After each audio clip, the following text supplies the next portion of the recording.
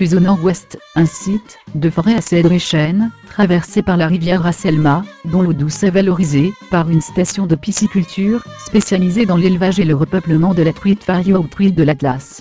Le site abrite une diversité floristique remarquable, ifs, l'érable ou aubépine.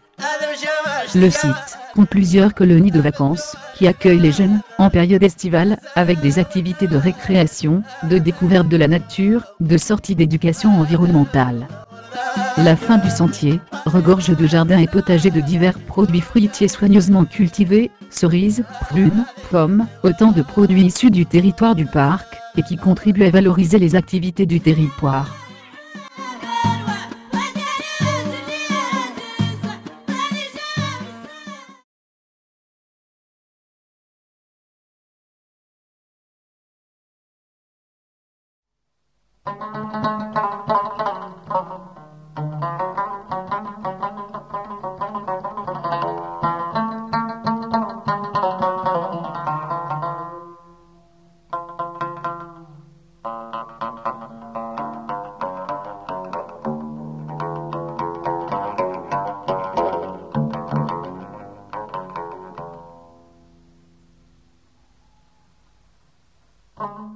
Une aire d'accueil, aménagée en pleine cédraie, vous offre une ambiance forestière typique du Moyen Atlas.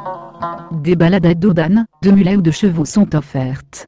Ici, le cèdre Gouraud, 850 ans, complètement desséché, se dresse encore pour tracer une histoire vivante du territoire. Avec une espèce emblématique du parc, présente sur le site, le singe magot.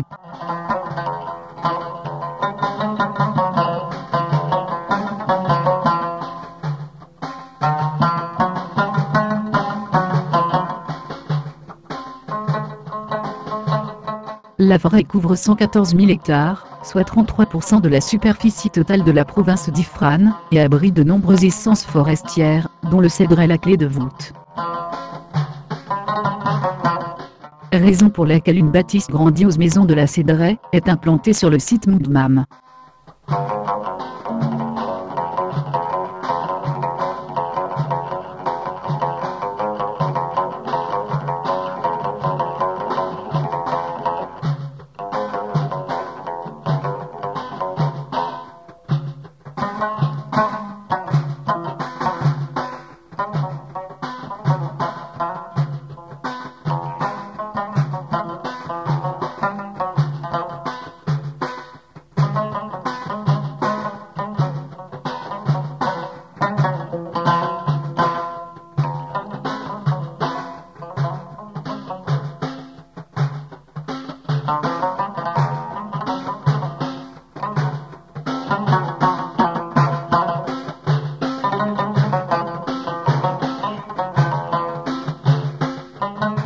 Le Moudmam désigne l'aubépine. En effet, sur le site est implanté un verger naturel d'aubépine, qui, lorsqu'elle est en fleurs, offre une vue haute en couleurs.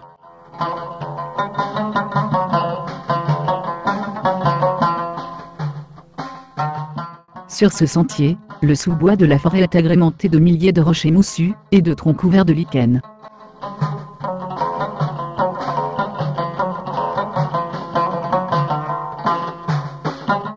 Les cimes des arbres abritent quelques faucons crêts relais ou mésanges du bois. Ce sentier vous fera sentir que la forêt du parc national d'Ifrane n'est pas seulement une bulle verte où le citadin peut s'immerger le temps d'un dimanche, mais elle est un monde à découvrir et il faut savoir s'y promener les yeux levés. Une invitation à faire connaissance avec la société des arbres et des animaux, où savent cohabiter les différentes composantes de l'écosystème cédré.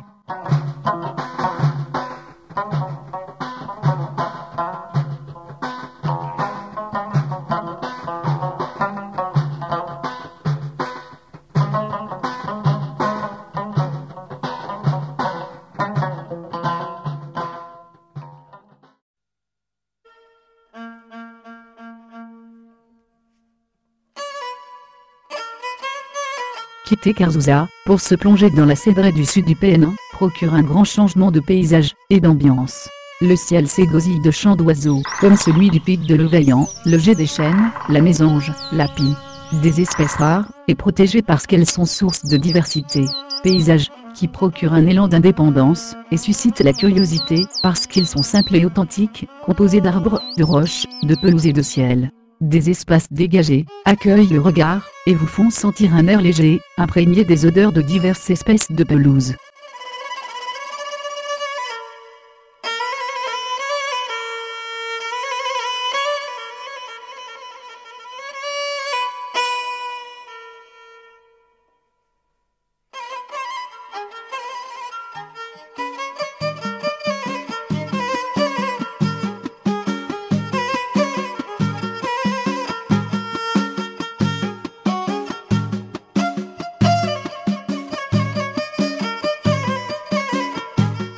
Sur ces grands espaces de parcours, on traverse le territoire des Aït Mouli. La population de la province d'Ifrane est composée de 3 tribus: les Bonim Guild, les Bonim Tir et les Aït Segrouchen. Ces tribus sont installées dans des territoires à cheval sur les parties hautes, appelées Joubel, et les parties basses de la montagne, appelées Azagar. À travers le temps, les tribus du Moyen Atlas ont eu des liens étroits avec les ressources naturelles des montagnes. Captage des sources, coupe de bois, ramassage des plantes aromatiques et médicinales. Et surtout, l'élevage extensif du mouton, activité ancestrale, représentant la principale source de revenus.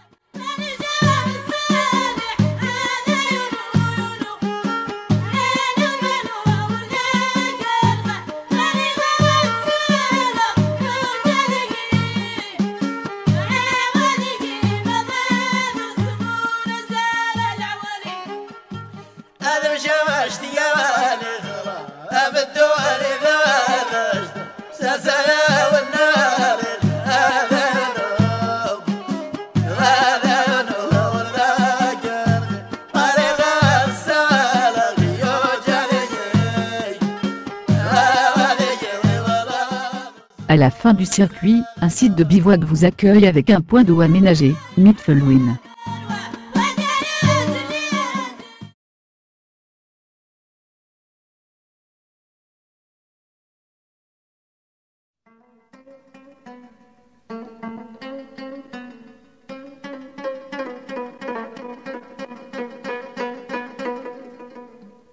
Ce sentier vous permet de découvrir autrement la nature et constitue une fenêtre ouverte à la découverte des paysages féeriques du parc national d'Ifrane. L'homme est très présent dans la zone, et l'on peut y saisir les traces de son quotidien. Des troupeaux qui pâturent tout au long de la journée. Des maisons construites avec de la pierre locale. Au fil des ans, l'homme vit grâce à son troupeau, et tisse des liens étroits avec la nature, malgré l'hostilité du climat. Le chant du berger évoque toujours un arbre, une plante, un oiseau.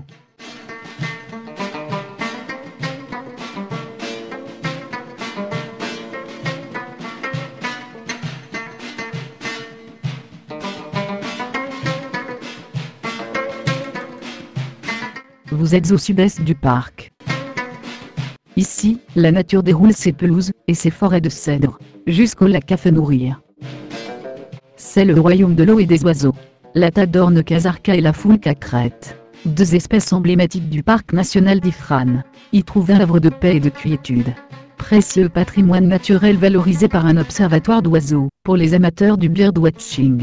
Le parc national d'Ifrane, c'est d'abord le cèdre, mais aussi la roche-mère, basalte, calcaire, et dolomie. Domine, chacun à son tour. Ces cailloux ne facilitent pas la vie du berger, mais il s'en est bravement accommodé pour offrir aujourd'hui des maisons construites à base de pierres locales, qui sont difficilement identifiables, tellement elles s'insèrent dans le paysage. Le visiteur randonne partout au parc national d'Ifrane, à pied ou à dos d'âne, dans la beauté combinée des plantes sauvages et d'une immense cédraie. Diversité encore de cette terre des merveilles.